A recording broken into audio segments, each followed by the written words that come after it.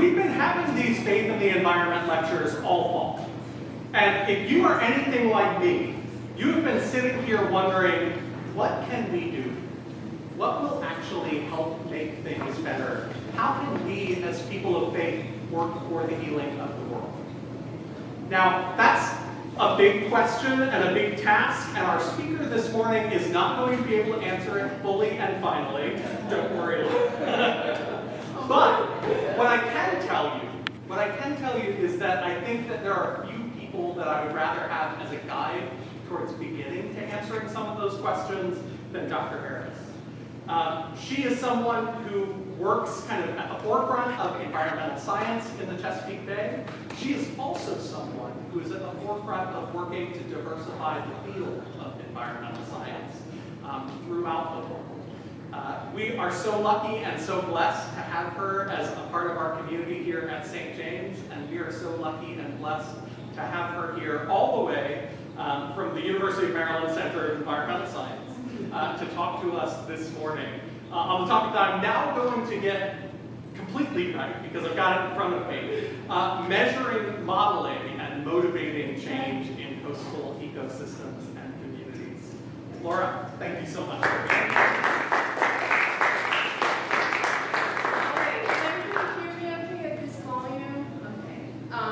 So you all probably know me more as Jasper and Stella's mom and Scott's wife. But when I saw the series that was being developed this fall, I felt that crossover in my professional and personal lives. And so part of this talk is really trying to share with the community the skills and experiences that I have that might be brought into this faith community. And then I also wanted to balance some of the messaging that can sometimes feel overwhelming. It can sometimes cause us to feel anxiety. And it can sometimes cause us to prevent action.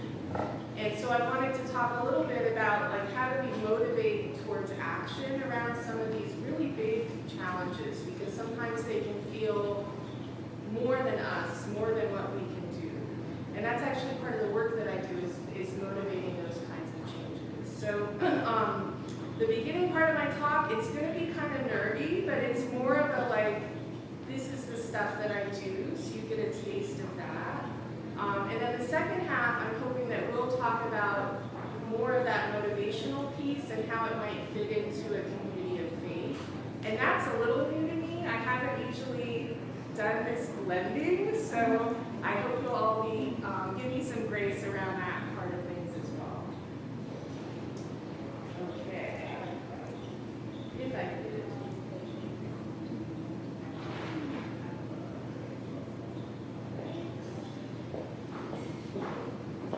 Always the technical challenges. It was working a second ago. There we go. So I'm based at the University of Maryland Center for Environmental Science. We are our own university, so I have our own president. We're separate from College Park, and we're the research arm of the U of M system. So we're distributed at laboratories across Maryland. I'm at the Chesapeake Biological Lab in Solomons. I'm a full professor there, but I collaborate with folks at the Horn Point Lab in Cambridge, out at the Appalachian Lab in Frostburg.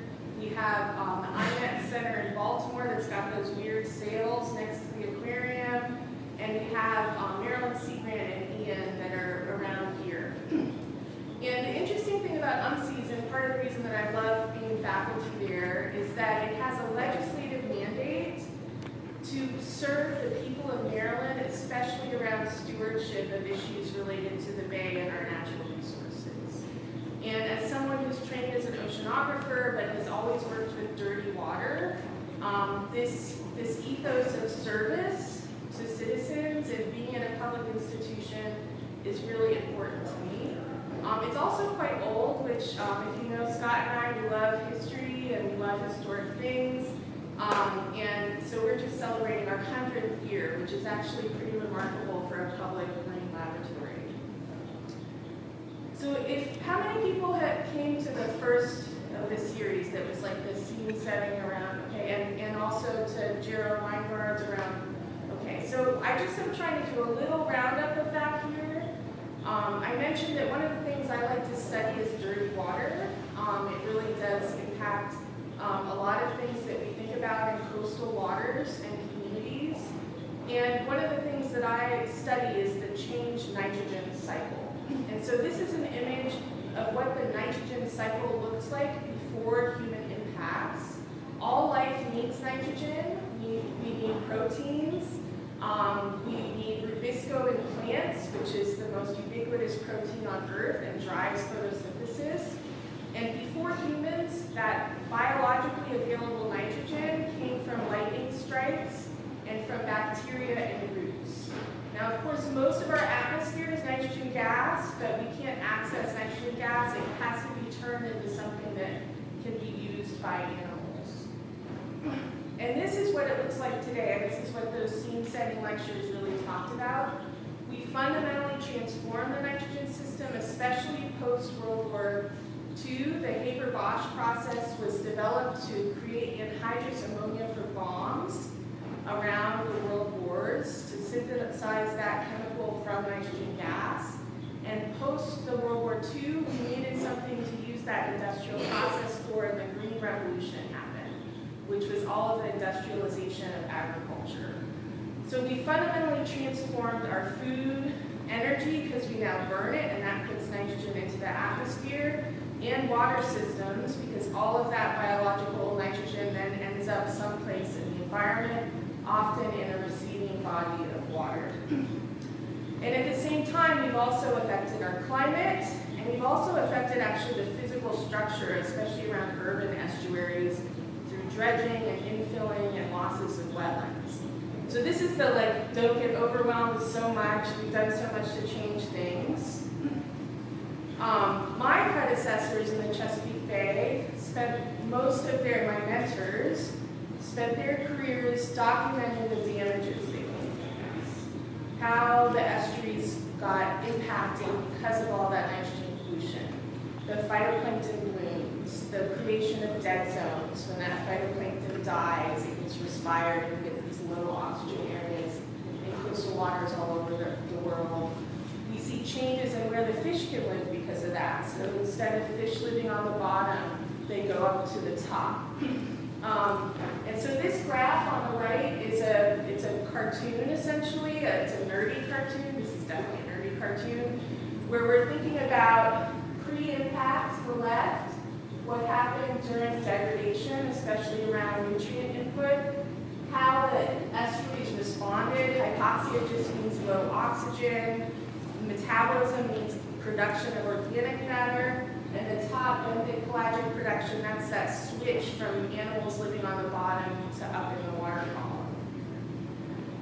And also my predecessors did a lot of work in the Chesapeake Bay. Walter Boynton is one of my big mentors to create the Chesapeake Bay Commission that led to this agreement in the 1980s that established the Chesapeake Growth Program, and which you heard a lot about earlier in the series, where we're struggling now around how to combine this political process with the Clean Water Act, which I frankly worry is going to fall in the next 2 years, alongside kind of stuckedness that we have in the management and political structures of fixing the rest of the Chesapeake Bay.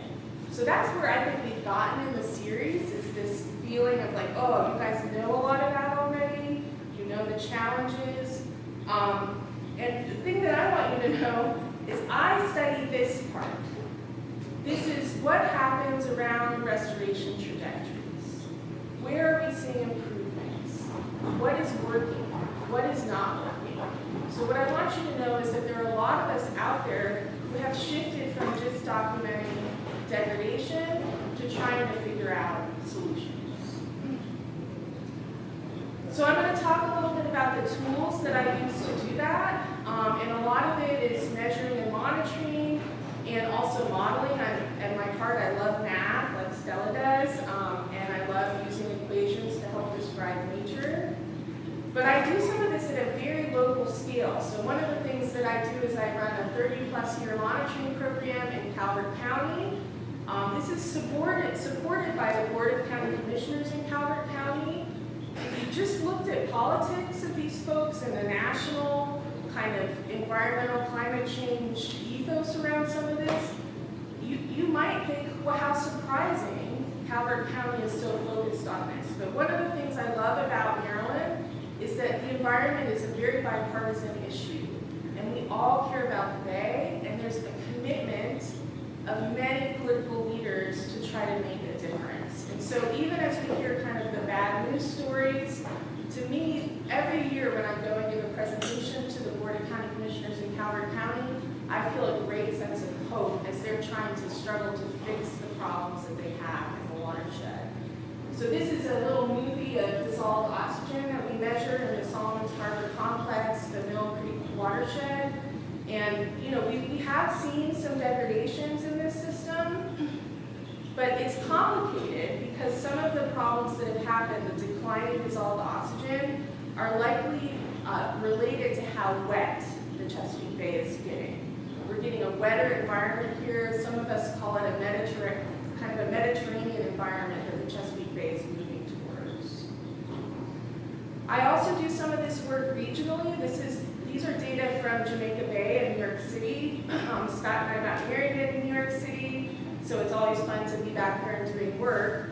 And this is a measure of apparent oxygen utilization of how much the system is respiring. So when we get low dissolved oxygen, that's because there's all these bacteria breathing like we do, using all of the oxygen. And this is a good news story. So I really wanted to focus on a good news story here. New York City invested $100 million in wastewater treatment plant cleanups, and they created wetlands in Jamaica Bay that had been dredged. Just a phenomenally weird history of Jamaica Bay.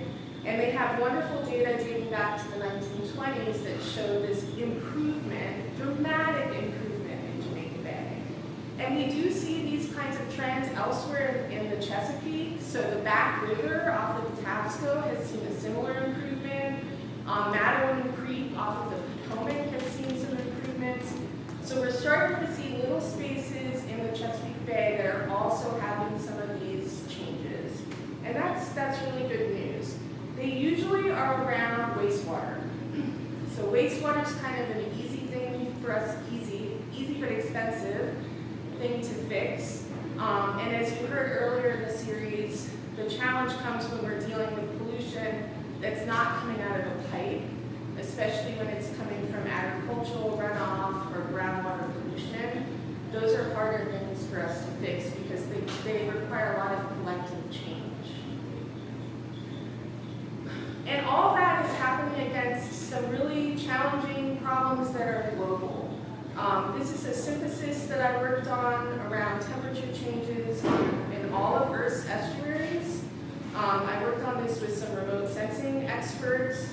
And all of the red is warm. We kind of use that as a normal thing in temperature analyses where red is hot and blue is cool. It makes sense with our brains. And so we did this analysis all over the world using Landsat imagery. So we had almost daily measurements of temperature.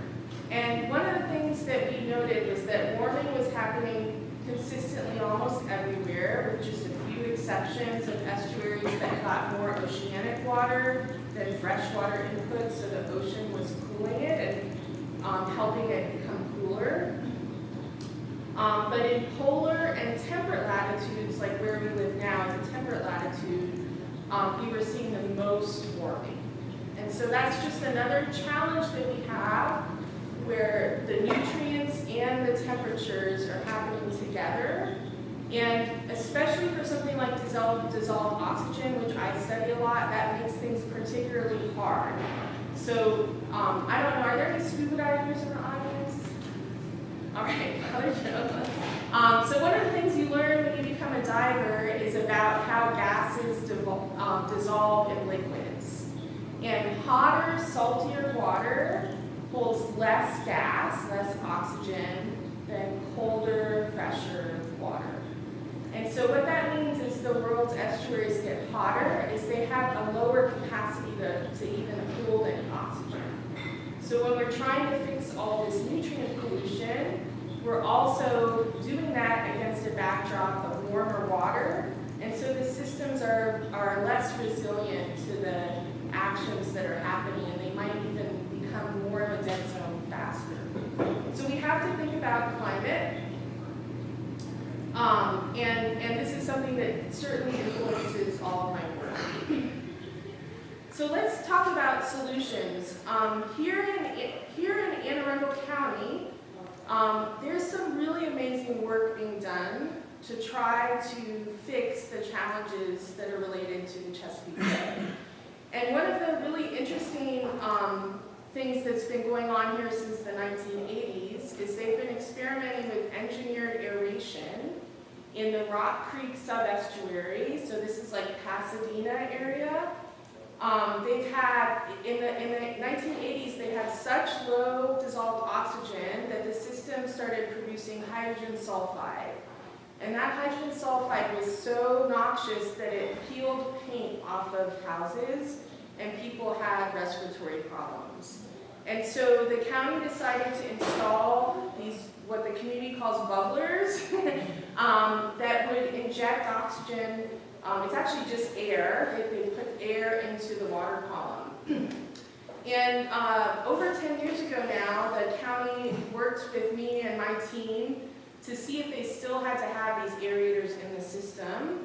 And we did a few experiments, which my movie's not going to work, but you can see the aeration system on the right, and you can see them from Google Earth. And we did some experiments to turn them on and off. And so this was a helpful thing for the community because they got to see, do we really need these things? They cost some money to maintain, and they're kind of weird to have out in Rock Creek. You can't lower an anchor in that area because of the infrastructure that's there. It also offered me as a scientist an opportunity to figure out what are some challenges around how stuck these systems can get once they become nutrient polluted. And so that story is a little complicated. We use a word that's called hysteresis, which just means that systems can lag the management actions that we are doing to them. And in the case of estuaries, that happens because of the no oxygen. So when there's no oxygen around, the system loses the capacity of the bacteria to turn some of the bioavailable nitrogen back into gas, which is what we want, right? So we took all that nitrogen gas and we made it into anhydrous ammonia, and it either went into our estuaries via the food and waste that we produce or the agricultural fertilizers. Let's see if the system their bacteria can then turn it back into N2 gas. And a problem happens when there's no oxygen, the bacteria, the bugs can't do that. And so we decided to do some experiments with that on-off to quantify how much is that impact actually. And so this is just like balancing your checkbook. We did a mass balance accounting of nitrogen for the Rock Creek system. And we did that with the aerators on, so these are all the sources, and with the aerators off. And so the inputs are pretty much well, they are all the same. But then within the system, the amount of recycling that happens, or burial, or this word denitrification, is that sticking it back up in the atmosphere, that changes pretty dramatically depending on whether the aerators are on and off. And you don't have to focus too much on the words, but one thing that I want you to get is this slide, is we then took those numbers and we calculated the cost. So this is really thinking about what is the cost of this hypoxia, which people don't do that often. But the total estimated cost of Rock Creek being a dead zone without the aerators every year is about $26.5 million. So these are real dollars and cents we're talking about. When we did this analysis for the county, they're like, okay, we'll spend $100,000 because this is something that really does have a financial impact and economic impact on communities. And these numbers, the $280 per pound of nitrogen removal, that comes from my colleague Lisa's postdoc, who looked at the economic impacts on fisheries, on public health, on recreational, ecotourism. And so we have, there's probably some wiggle room about this, but around $20 million for just one tidal creek is a number that I think sticks with a lot of folks. We also are thinking about oysters in the Chesapeake Bay region as a potential way of restoring some of these lost ecosystem services. So, the bugs turning the nitrogen back into nitrogen gas, that's a service we want to restore. But the Chesapeake Bay is at less than 1% of its historic oyster population level. So there's been a dramatic ecosystem shift in how the Chesapeake Bay functions just around what bivalves are there. And oysters are amazing because they filter all of the phytoplankton out of the water column, and they also grow stuff, like really beautiful slime, all over their shells. And work that we've done and my colleagues have done have shown that that slime is also really important for creating spaces for those bacteria I was talking about that turn the nitrogen back into N2 gas. And so oysters are phenomenal at doing that. They're amazing at doing that.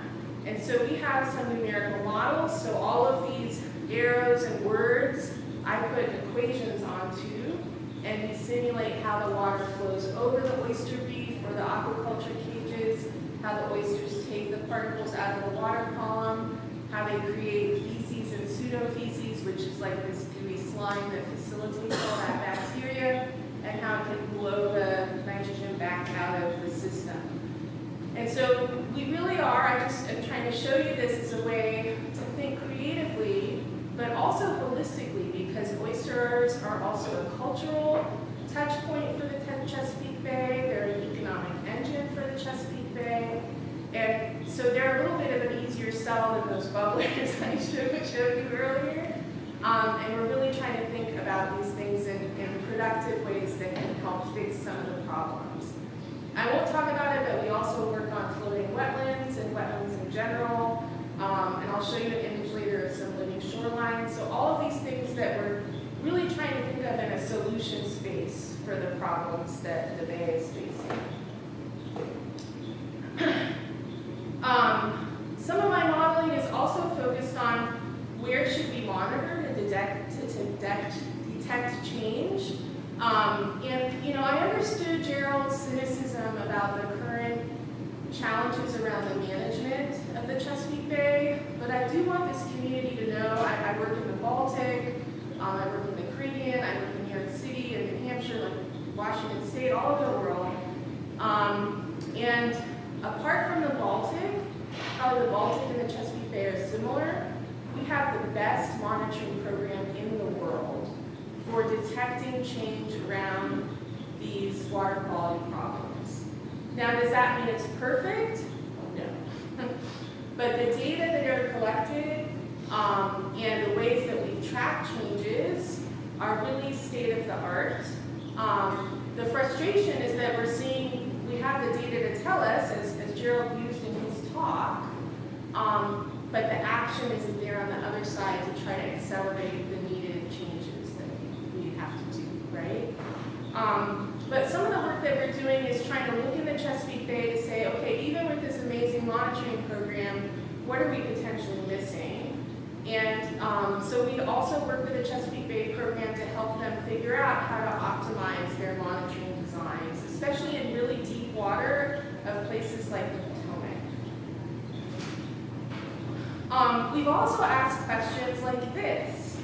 If we're going to reduce nitrogen inputs from a watershed, let's say a very low density residential that has septic systems and ag, that's kind of like all around us, how much monitoring would we have to do to even measure a change?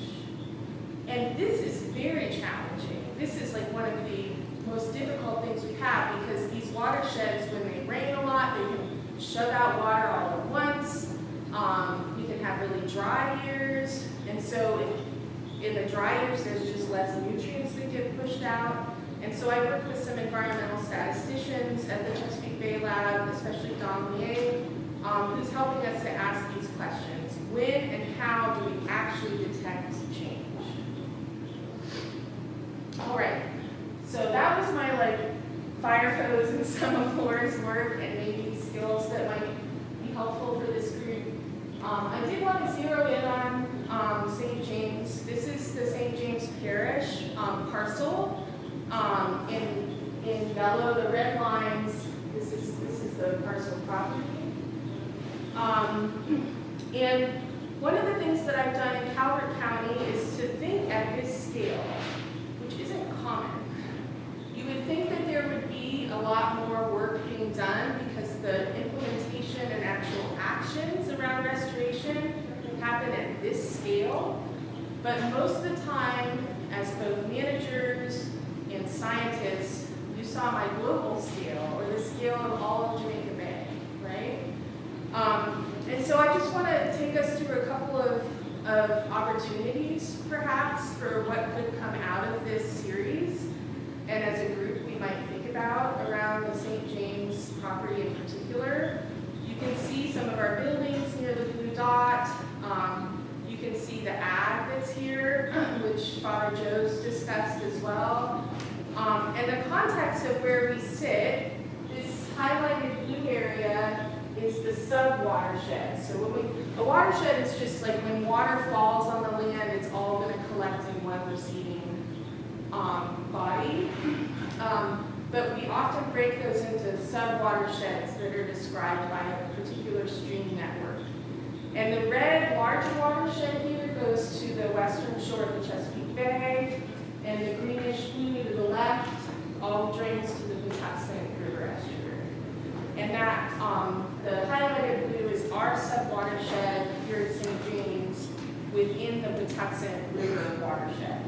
And so this is how we manage a lot of nutrient inputs. We look at what is the land use of these watersheds? What are the sources of pollution? You hear me, I focus a lot on nitrogen. Septic systems, agricultural runoff, impervious surfaces that collect rainwater and make it flashier and faster for all that nitrogen to run into the bay. These are the kind of things we would look at to do a sub-watershed analysis of the St. James property to help see where we fit into the larger issues of the Patuxent River estuary. I happen to work in the Patuxent River estuary. The Chesapeake Biological Laboratory is right at the end of the Patuxent. This is a paper I published with a whole bunch of students looking at controls on oxygen in the Patuxent River estuary. And there's some great long-term data in the Patuxent River, so we do a lot of this at that larger scale. And then in Calvert County, I work at the sub-watershed scale, which is the same one that I showed you in the image for St. James. And we've done things like do a synthesis of their non-tidal stream monitoring to create kind of a priority of where the hot spots of pollution might be in the estuary. So red is bad. We always have red is bad. I don't know. And to try to prioritize where restoration might happen. We're helping Calvert County because they don't have as sophisticated, or they have great environmental planners, but there's like 2 of them. Anne Arundel County has so many more resources, so what we've done here in Calvert could be much more sophisticated based on the information and data that Anne Arundel has. And we create these like executive summary sheets around all the challenges of these different estuaries. So this is just something I'm offering as a potential kind of let's gather some information and know where we stand here locally in our own backyards as something we might be able to do. All right, I'm at 25 minutes, which is perfect. So nerdy part sort of done. And now to thinking about motivating change. So you see all that work I do, and what I'll tell you is that there's actually a whole subfield right now in social science of social scientists and psychologists studying the impact of grief in scientists like me. So you can probably imagine why that might be. You know, it gets to be heavy to do this year after year and have some successes, but many instances, like my global temperature paper, that brought me a lot of grief. So one of the ways that I channel that grief is into into action. And I'm not an advocate. I would not say that I am comfortable with an advocacy mantle. I really value the role of scientists as honest brokers, and my hope is that the reputational influence that I can have as an honest broker is something that can be well used in these discussions and actions. But we can channel that in useful ways, and so I do that in, I'll give you 2 examples of how I do that here. The first is that I'm part of this Global Nitrogen Innovation Center for Clean Energy and the Environment. This is a global center that's across the United States, Canada, the UK, and Morocco. And what it's really trying to think about is in agricultural settings, we have this problem of nitrogen. We also have the problem of greenhouse gas production, which influences climate. And so we're trying to both reduce greenhouse gas emissions in farming, as well as look at innovative technological solutions around nitrogen. So I'm a pragmatist, and you might have heard me ask questions in this series. I also really have gotten to know farmers. My role in this is to work with students to develop ways where we're listening and amplifying the voices of farmers in these conversations, because we want them to be able to adopt and advance the technologies that a lot of the engineers and technologists are working on in this group.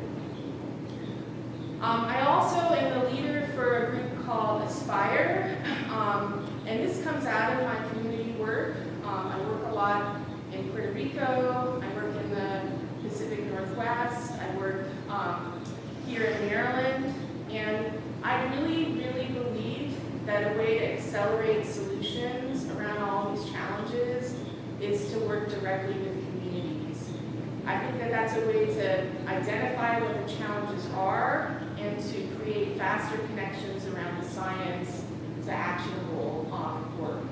And this is just some of the great people I work with on that effort. And we have about 5 years of funding from the National Science Foundation to do this work. We largely do it by training geoscientists how to work with communities. And it was funny, I'm on the Eco Latinos board in Washington, D.C., and Ruby Stemley is their executive director. And she came in as a speaker in our virtual discussion series on a topic we had around centering community voice. And she was like, Laura, I mean, what do you want me to talk about? This is so obvious what you do. And I'm like, well, for scientists, sometimes they haven't been trained. Like even me being up here, we're more used to this, right? The professorial sharing of information, right? When we do community engaged science, we need to practice active listening, we need to center the needs of the community, we need to decide when our information is needed or wanted, we need to acknowledge when knowledge of the community should be elevated, especially in the indigenous communities I work with. We need to acknowledge multiple ways of knowing. And so we're trying to really share that knowledge and expertise with scientists so they can do more of this work well. And we're fundamentally trying to change academia so that this work is better welcomed into those spaces. I was working with a community leader in Seattle last summer, and he was like, you know, this is one of the challenges. Like, would higher ed and academia be in as much of a pickle as they are right now if they had had more open doors to the community? And that's an ethos I share as well. I would really like to democratize science and make it more accessible to more people. So that work is really motivated by my concern about this Anthropocene idea. The Anthropocene has been proposed as a new geologic era. So those of you who might go on the Calvert Cliffs, that's the Miocene geological era. We're proposing that the Anthropocene should be its own because we fundamentally transformed so much of how the Earth works. The other thing that motivates my work is a concern, especially as a coastal scientist, that the people along the coast in the United States tend to be more socially vulnerable than people living in the interior. This is an analysis we did using something called a social vulnerability index. And you probably see this in the news when we get hurricanes and storms that hit those coastal areas. There's an effect of those disasters. How much of a disaster they are often depends on what resources and vulnerabilities the community might have. And so I really also feel like these should be the areas that we're focusing on because we have an obligation to our more vulnerable. So last lecture, there was a discussion about these planetary boundaries, which has been used as a way to see how much of a tipping point the Earth might be at. And what I wanted to introduce around this conversation of motivation is some work done on the attitudes of the United States population. And this has been described as the 6 Americas. So when U.S. citizens are polled on their concerns around climate change, they tend to fall into these 6 categories: alarmed, concerned, cautious, disengaged, doubtful, and dismissive. And these are data from 2024. This survey is now administered every year. And the only groups that are active in terms of action in the 6 Americas are the alarmed and the dismissive. And I'll show you a graph trying to describe that. So that means that we have 2/3 of the United States that feel somehow removed from action around these challenges. That has changed over time. I told you I'm going to do a lot of good news stories. So when this survey began in 2014, only 15% of U.S. citizens fell into the alarmed category, and that has nearly doubled by now. And the amount of people who are dismissing this has kind of gone up and down over time, but it's generally remained the same. Now, why does this matter? When we think about, and I'll go into some theory around this, but here's another nerdy cartoon. So here's the 6 Americas, and we think of this as a linear relationship of beliefs and attitudes about climate change. So alarmed are very much believing and worried about this, and the dismissive are not. But when we also look at the amount of engagement that these 6 Americans have in activities that might ameliorate or create policy or management around global warming, we have this U-shaped relationship of engagement. And so this is like a challenge, right? It tells us that it's not enough to improve beliefs and attitudes incrementally, that there's some kind of floodgate that opens up on the far extremes of these, at that alarmed and dismissive that promotes change. My colleague Matt Hauser, who works with me on the NICE Institute, has done some work that I think reveals this, and this cartoon is just to remind me what I'm supposed to talk about. But he's a social scientist and he works with farmers. And he did a survey where he went to see who was implementing nitrogen management plans, which is a tool for reducing nitrogen use on farms. And he found this really interesting thing where the farmers who were more willing to adopt a nitrogen management plan ended up applying more nitrogen.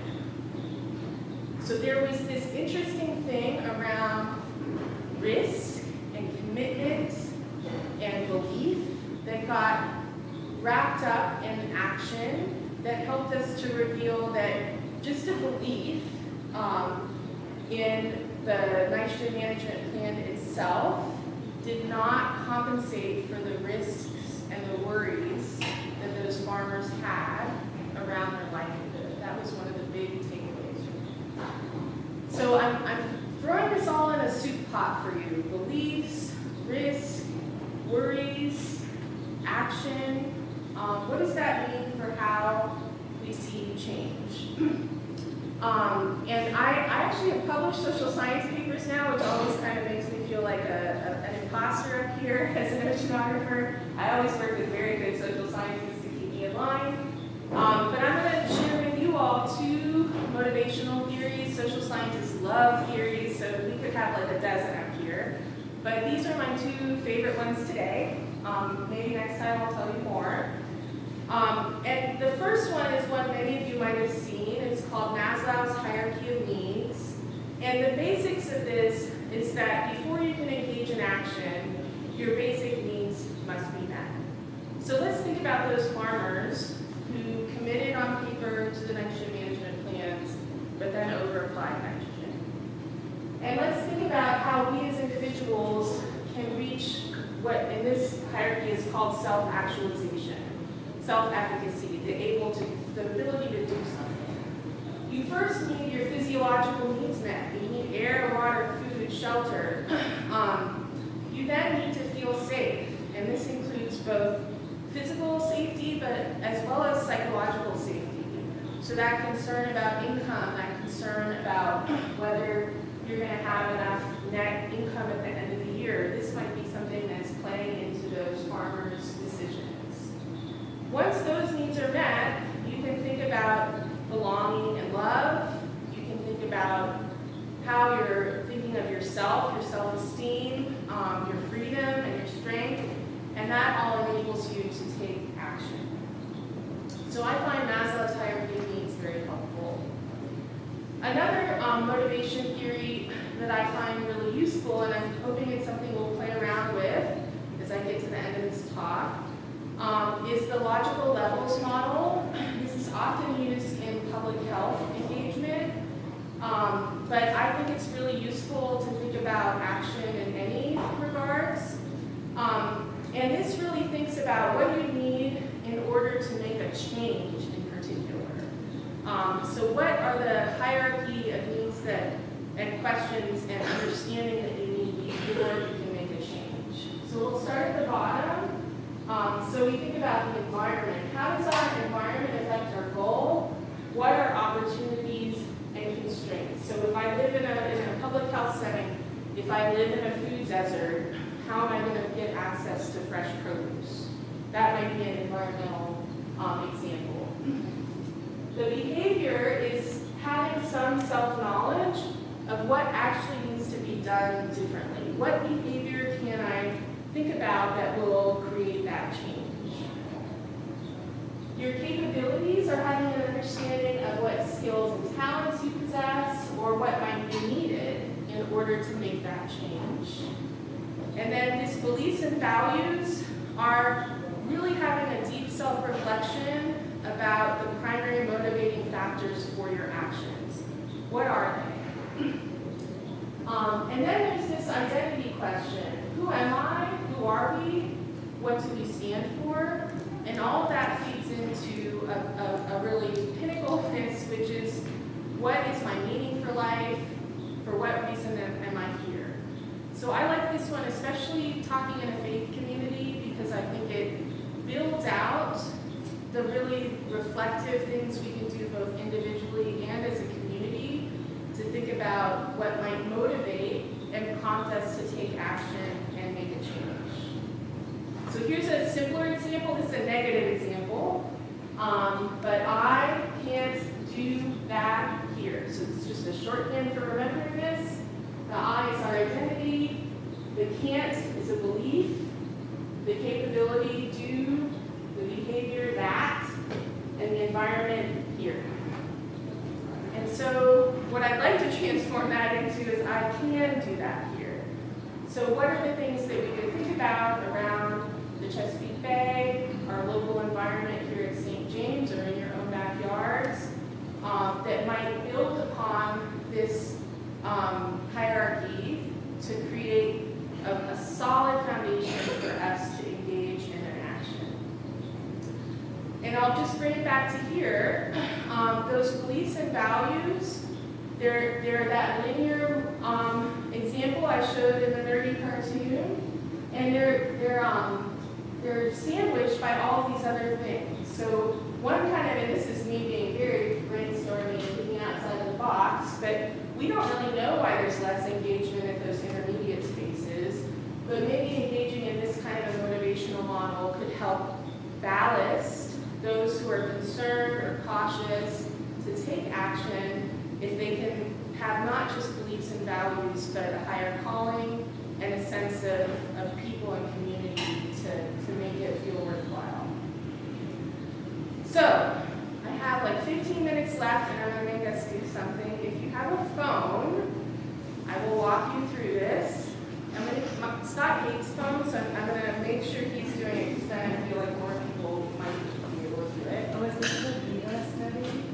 Sorry? Is this the VITA value study?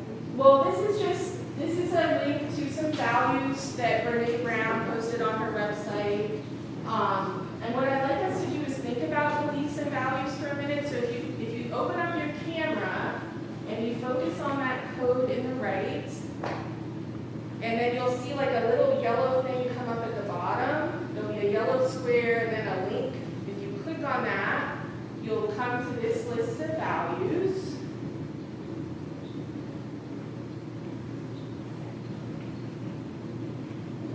And I can also read some of them out because there's going to be another QR code. So this is just to get you thinking.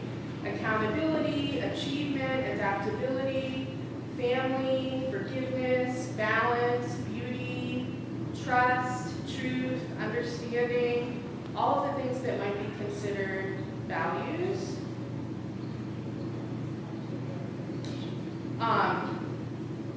And then I'm going to see, oh my gosh, let's see if I can do this.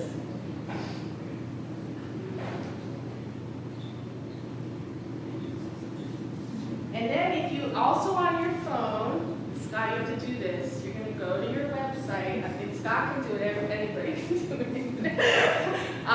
And open up your browser and go to this Menti, MENTI.com. Could you repeat that? MENTI.com. P as in Peter? T as in Thomas. I thought I had a QR code on this too, but I don't. MENTI and what? .com. Okay.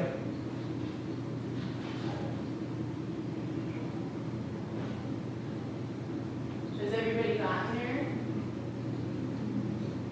Or even if 5 of you have gotten there. Did you get there? Yeah. Yes, okay, so now it's going to ask you a code, right? Right. Okay, 6, 9, 6, 5, 4, 6, 6, 6. It's at the very top there, I know it's hard to read. 6, 9, 6, 5, 4, 6, 6, 6. Maybe I should have looked at the number before bringing us to church. That's the word that I put in. Yeah. And then if you start entering them, you'll see we'll start to collect some values. And please feel free to enter several. It would be great to have you. Should they be from the list? No, they don't have to. That was just to try to, in case people are like, what is a value?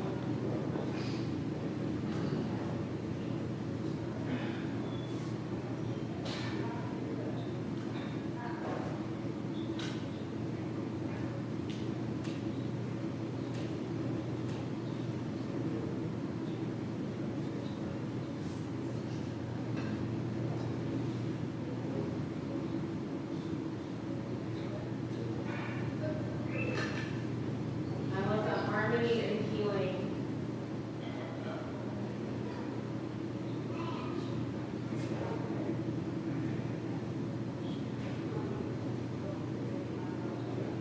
Oh, cool. So as you enter words, it goes into there. Yeah. Cool.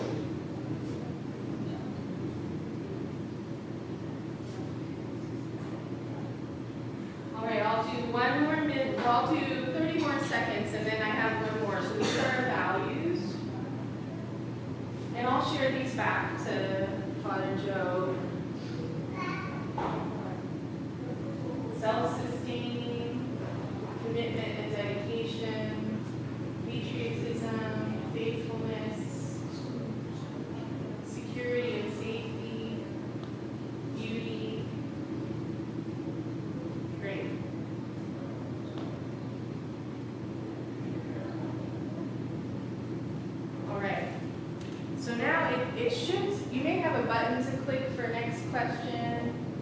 But this one is asking, what are some beliefs you hold about restoring the Chesapeake Bay?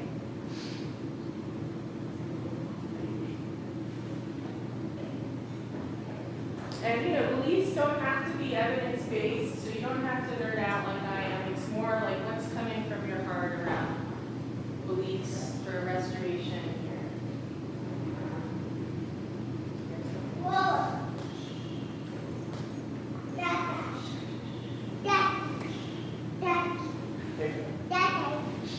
Restoration. It requires working across differences, righteous, political will, good stewardship, obligation. We all must care for and protect the Chesapeake Bay every day. Call. Less development. We can make a difference, yay.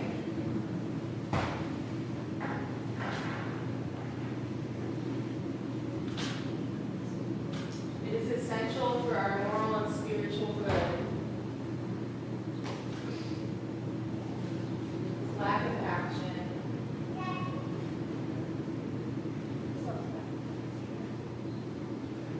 Oh, there's more. I can scroll down. Can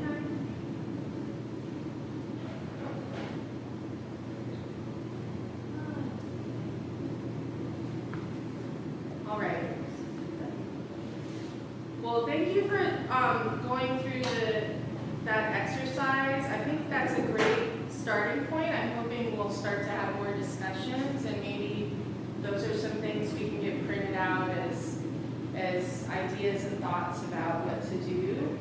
I want to show you a community project that actually Scott helped me out with recently in Anne Arundel County, just to give you an idea of what a mix of talents and community can do. This was with Anne Arundel Community College Landscape Architects Department and their students for a design competition that was focused on the community of Galesville, where Scott and I live in the headwaters of the West River and our boat is there, so I felt obligated we had to get involved in this. And we mentored the students into coming up with design solutions for the flooding and storm issues that they have there.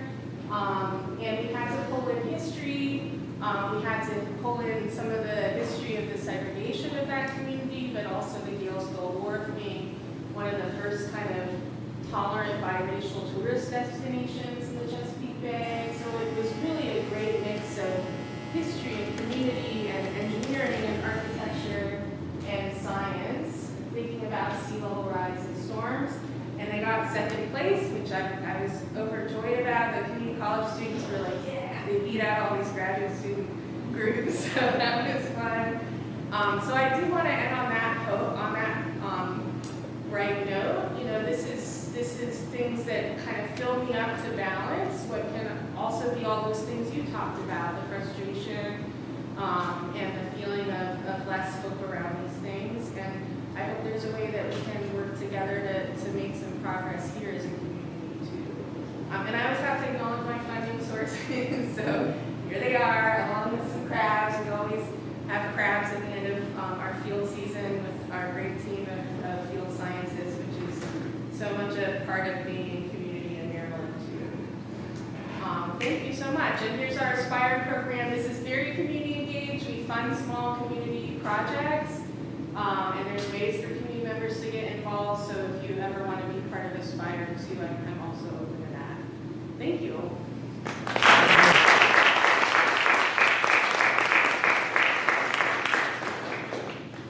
Is Aspire a nationwide project or just local? Yeah, it's nationwide, but each of us who are PIs we do this work, so it's also locally centered. So I work with Fred Tutman, who's the Patuxent River Keeper. He's the only black river keeper in the United States at the moment. And I also work with Eco Latinos, so they're involved in it as well. And then we have an Indigenous hub in the Pacific Northwest. My colleague Marco Hatch runs the Indigenous Clam Garden Network.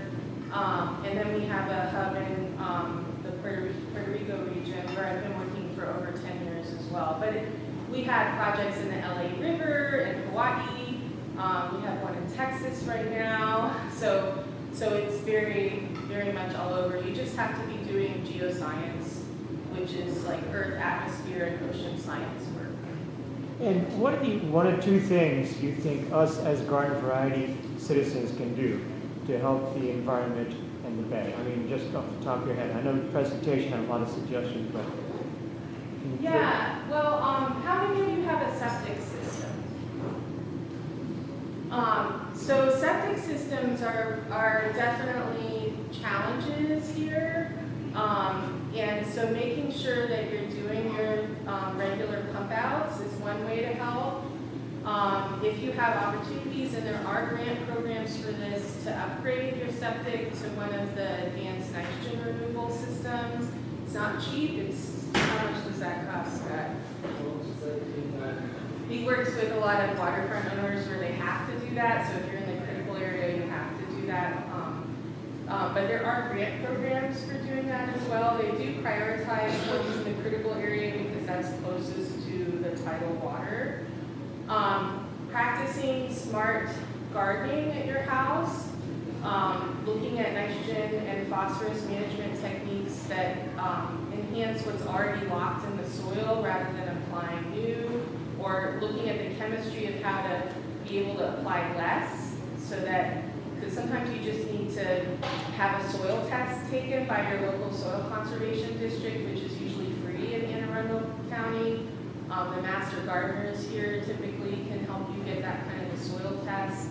And so if you are someone who fertilizes your lawn, if you do that, they'll provide you with good guidance on how to apply less by maybe also doing aeration or some other soil restoration technique.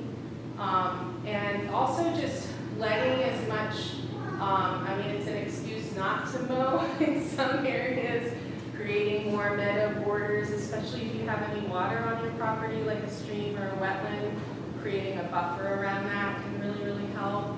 And then, as we heard from Gerald, the poultry industry is something to be thoughtful about here in the region. And in general, thinking about our food choices. Although I am such a friend of farmers, so I feel such a complicated thing. But we can make choices about our food that is less pressureful to the environment.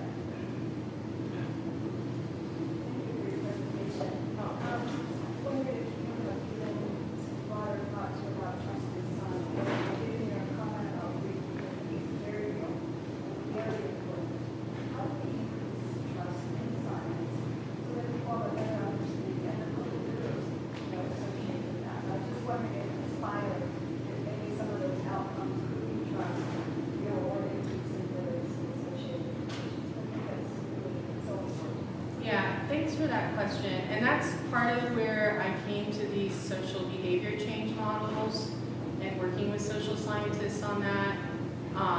So we have a paper looking at what I call the special sauce. So if you have a scientist like me, what is their special sauce for being able to work with communities? And one of them is building trust. And in particular, having an understanding of the politicized relationship that happens with science and community as well as local. And what we're talking about here is the power issues. It also has to do with reciprocity, which is why that's one of our main hallmarks for Aspire, is having an authentic relationship that isn't just, I have information, I'm transferring unidirectionally to you. I mean, that's kind of condescending and obnoxious, right? So this focus on reciprocity and valuing local knowledge and local expertise. I mean, I can't imagine what talent is at St. James, right? I mean, there's probably amazing folks here, and so I come to this community with that assumption, not with the assumption that I know better or I just happen to have this one skill set that might be useful, right? But how do we, the bigger scale thing, that's me. That's why we're stuck in this beliefs and values space, is that it kind of went from we have information to share with you to now people are talking like, well, we need dialogue. But when we have dialogue, that doesn't always translate to beliefs. And so now a lot of the best science communicators are thinking about when we're going to share scientific information, just sharing the information isn't enough. We need to go in there with a goal of what is the feeling or belief we're trying to affect, not just putting more data in your brain, right? We all see how that works with some politicians who are like, well, I'll just spat out statistics, and you're like, I don't want to hear that, you know? But if you speak from your heart and you create a connection point around shared values or beliefs, that can then open the door to sharing knowledge.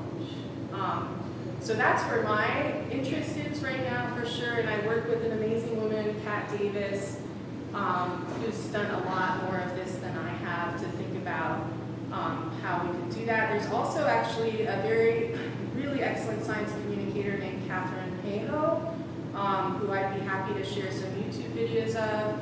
She's the wife of like an evangelical minister in Texas or something.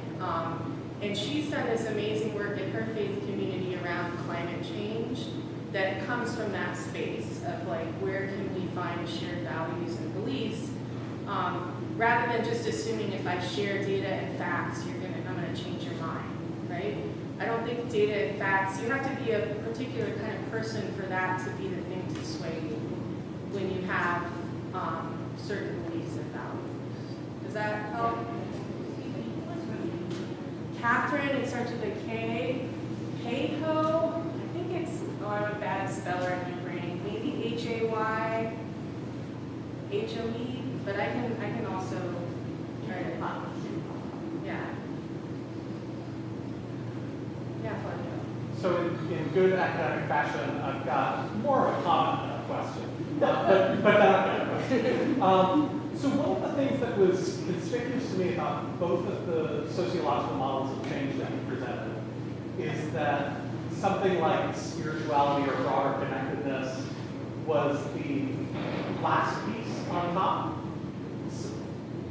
Some might suspiciously say like the dispensable capstone. And I think that frequently that's how sociology, or that's how spirituality and religious commitment functions within American societies for lots of reasons that we could talk about. But if you look at places where religious communities are actually important drivers for change, whether that's civil rights movement, whether that's faith communities in Latin America, you find that actually it's a lot more kind of basic and fundamental.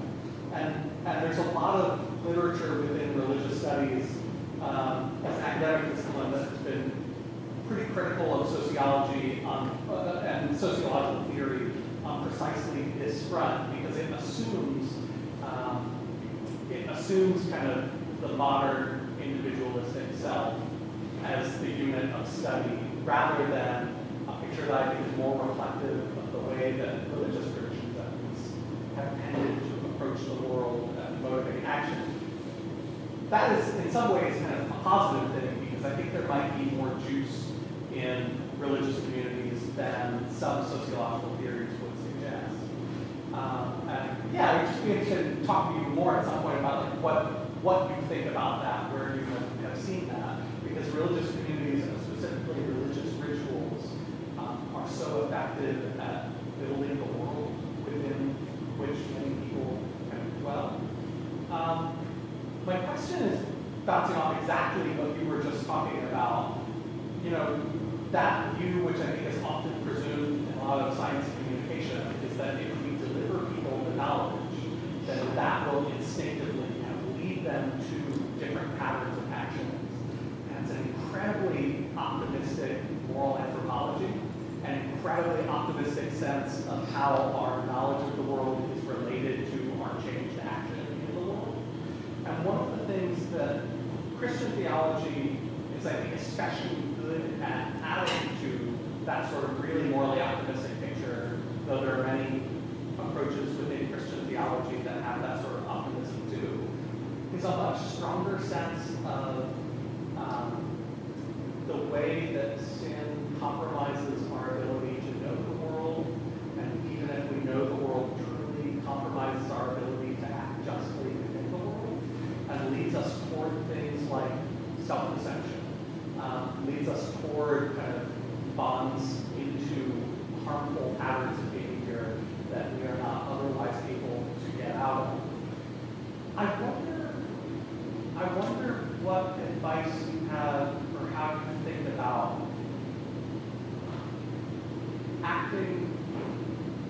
acting within situations where there are those entrenched, morally ill-formed patterns. Right? I mean, there still seems to be like some residual optimism in the presentation that you've given in saying that if we begin from people's shared beliefs, that's going to give us better information about what will actually motivate changes of actions. That's exactly right. And Nelson, who's my guy, says that it's all about what we love. It's all about what our desires are, and that kind of shapes our ability to see the good or not.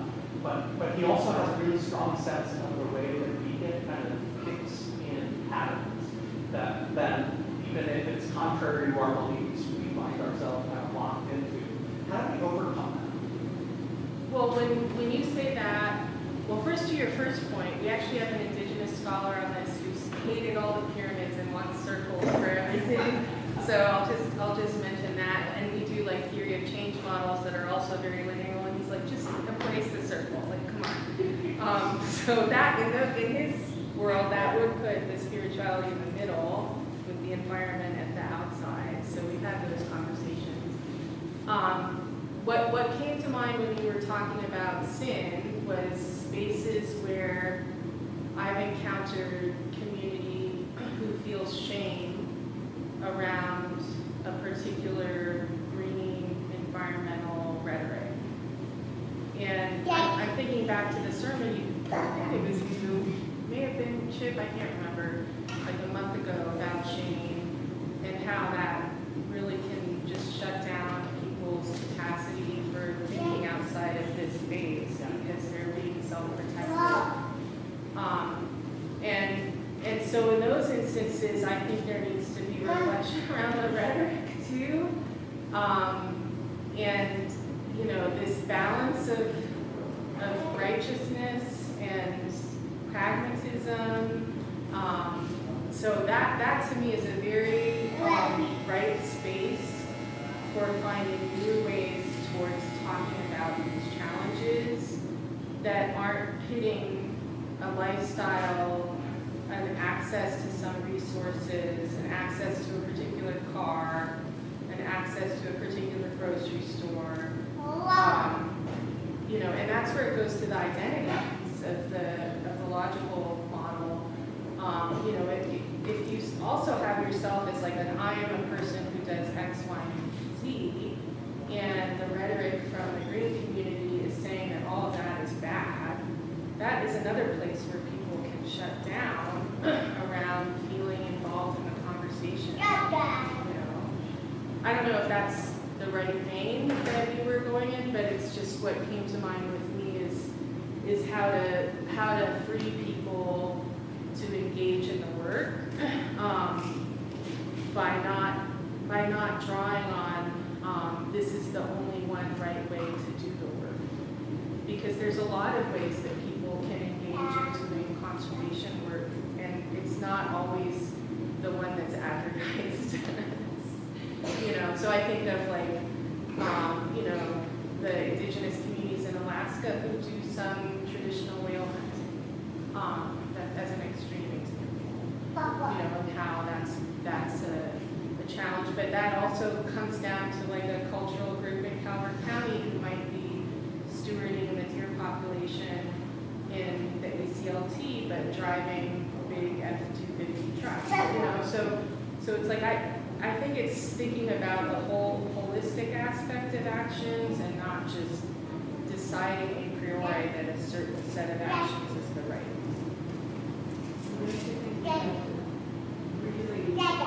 Really good as a doctor in looking at the economic issue that goes from the one extreme, which is people who have basically no choices but to do environmentally friendly things in order to actually survive.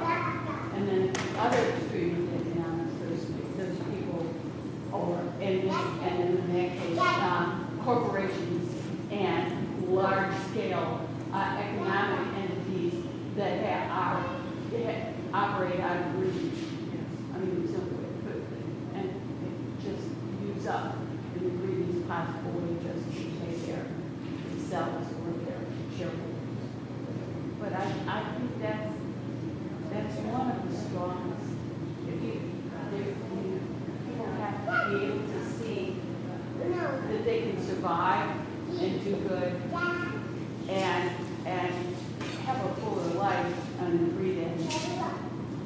by doing things that are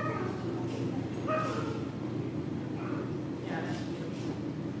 I think we're coming, I don't want to overdo time, so maybe I can stick around for a little bit and answer some questions. Can I just tell everyone, today's presentation has been recorded, and it's up on the St. James YouTube page, so you can point your family, friends, and neighbors to there. And if you don't know where that is, the link to it is on the St. James website.